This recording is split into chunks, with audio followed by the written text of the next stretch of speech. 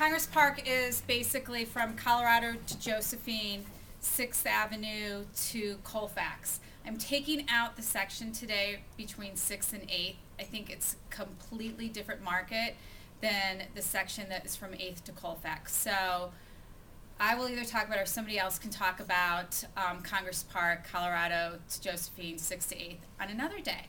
So I'm going to focus on what was Congress Park used to be like and what it's like today. It was previously called Prospect Hill Cemetery. And for all of you guys that don't know a lot about Congress Park, it was a cemetery and it spanned all the way to Cheeseman. And then in the late 1800s, it kind of like became an eyesore. No one was putting any money into it, and it was really, you know, something that people just didn't like to drive by, like to look at, not drive by, walk by in the area. So the land was owned by the government, and the government's like, well, what are we going to do with this? It's a huge, huge area of land. So they decided to make it into a park. Hence, it's called Congress Park, because Congress is the one that said, let's put it into a park.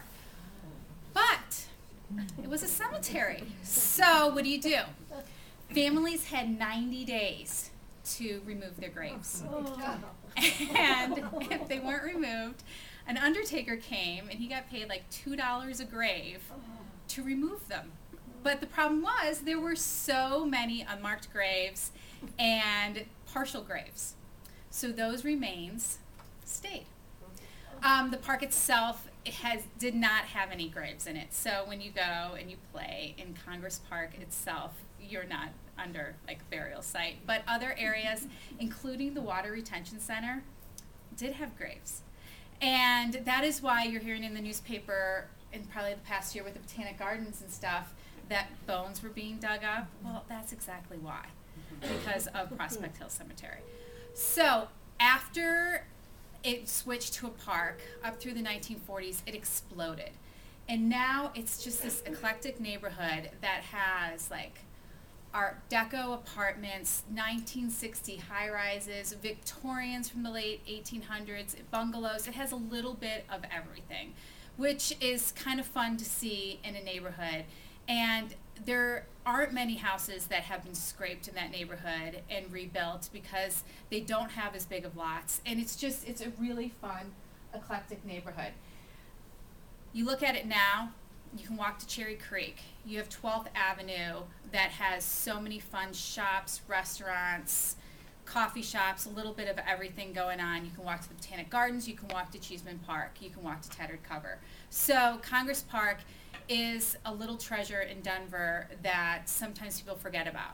The downfall of Congress Park, I mean, the biggest downfall that I can think of is that it doesn't have great access to a highway. And it's just like Cherry Creek. You have to drive around to get to a highway. It's not that easy. But other than that, Congress Park is fabulous. Okay. Average price. First quarter of 2008. See, do you guys like mine compared to Lori's? This is great. First quarter of 2008 was the peak, and that was $440,000. And I started thinking about, you know, how that was so high, and then it dips down, and actually the third quarter of 2008 was the lowest in the 3-year look, and that was at $300,000. Now in 2010, which is the green line, we're pretty much stabling out around $380,000. So as a whole, it hasn't moved a ton. But what went on prior to 2008 and in 2008 is people, and I was just talking before this to some people in the back, like Amy and Carol from Porchlight, they went in and they took a lot of Denver squares between 8th and Colfax, and they busted out the back, and they were selling those houses in the height for $700,000, $800,000, $900,000. If you look now, I think the highest sale in this area was like $650,000 this past year. So it's really gone down. I don't know whoever was here when the Aspinwalls were here, they took that firehouse, you guys remember that? Yeah. And they took that firehouse and they sold it, each side of it, for $900,000. Could that be done today? I doubt it. But, you know, there was a heyday in Congress Park where people were, you know, building and putting a ton of money in. It's definitely gone down. Corrie, is that both residential and condo, or is This is all residential. I'm just looking at residential right now. But residential, you have to remember, there are duplexes here that are 500 square feet. And for these stats, I kept it all. I looked between 13th and 14th. I mean, if it was on Colfax and it sold, I kept it. If I were going to do a market analysis for a specific house, I would definitely have tailored it a lot more. So this is about as general as you're going to get. And then when you do your own market analysis, it's definitely, the numbers are going to go up or down depending on where you're selling the house.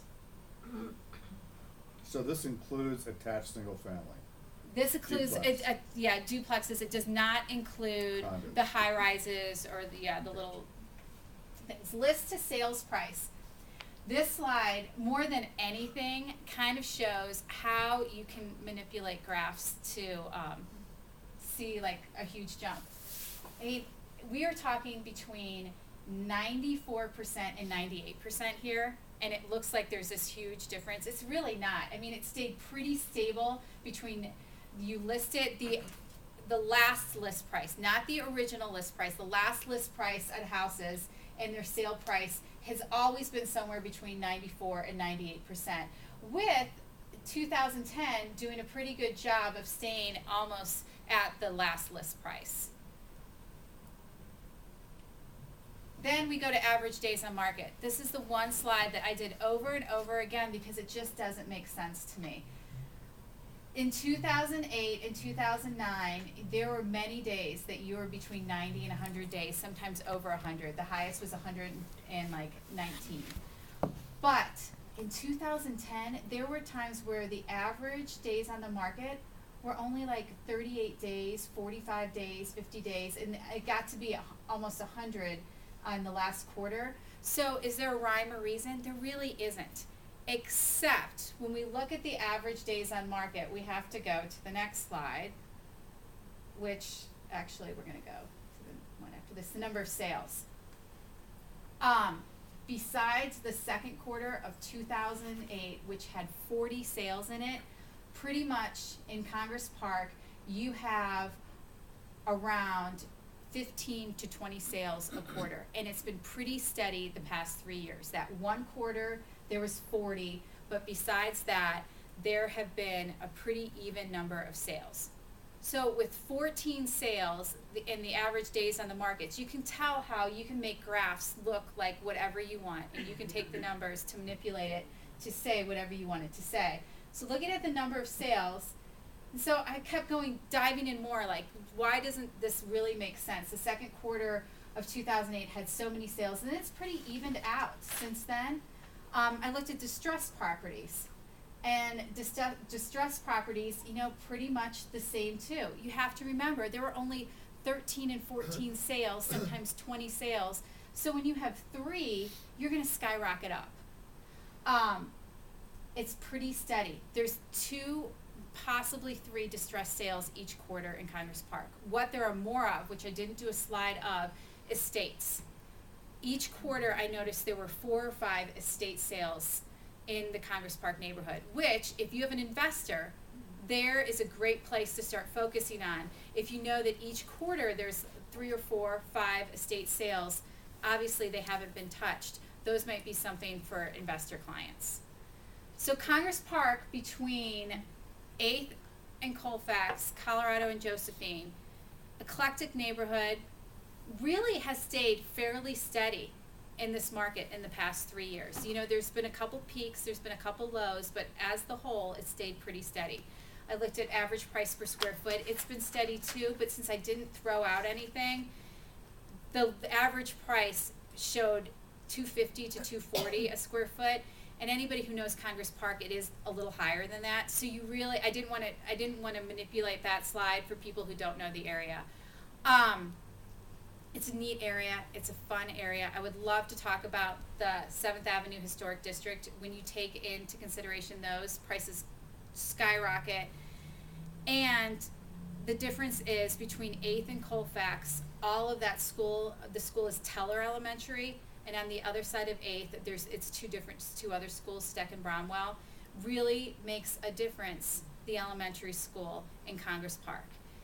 Teller has been shown to, make leaps and bounds in improvements, but the schools really do a lot to bring up the prices in that neighborhood. It's a fun neighborhood. I'd love to talk more about it, especially if you don't know much about it. This is very general, so if you're going to talk to somebody about Congress Park, you need to get more specific. Chuck? Corey, are you liking Keller right now? I mean, is it coming up? Or? I have so many friends who don't want to put their kids in private school right now, and Teller is getting waitlisted just like everybody else. I had a friend who pulled their child out of Ebert and tried to get their child into the advanced Teller program and couldn't get him into it. So it just really, you really need to look at the school, because it is school by school now. You can't just go and say there's only 3 great schools in Denver for elementary. There's more and more, and I think we're going to see the same for middle school coming up too. And high school is totally different than what it was 10 years ago. So yeah, people are starting to love their neighborhood school of Teller, which is great for the neighborhood. Is the middle school Morey? The middle school's Morey and the high school's East. Which is a big deal. It's a huge deal. It is a huge deal. So, any other questions about Congress Park? All right. Does this remind you of your old Right. teaching days?